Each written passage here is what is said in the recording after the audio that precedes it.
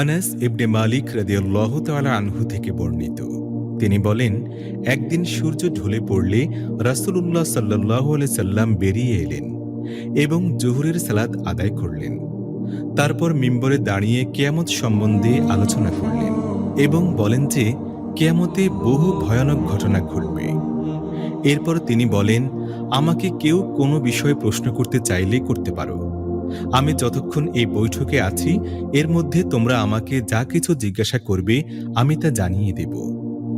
এই শুনে লোকেরা খুব কাঁদতে শুরু করল।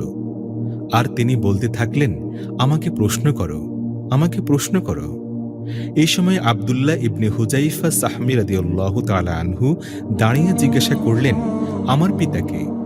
রাসূলুল্লাহ সাল্লাল্লাহু আলাইহি সাল্লাম বললেন, তোমার পিতা হুজাইফা।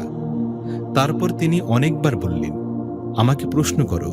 তখন হযরত ওমর রাদিয়াল্লাহু তাআলা আনহু নতজানু হয়ে বসে বললেন, আমরা আল্লাহকে প্রতিপালক হিসেবে, ইসলামকে দ্বীন হিসেবে এবং মুহাম্মদ সাল্লাল্লাহু আলাইহি সাল্লামকে নবী হিসেবে গ্রহণ করে সন্তুষ্ট। এরপর মহানবী সাল্লাল্লাহু আলাইহি সাল্লাম নীরব থাকলেন। কিছুক্ষণ পর বললেন, এক্ষুনি এ দেয়ালের পাশে জান্নাত ও জাহান্নাম আমার সামনে তুলে ধরা হয়েছিল। এত উত্তম ও এত নিকৃষ্টের মতো কিছু আমি আর দেখিনি। সহিহ বুখারী, হাদিস নম্বর 513।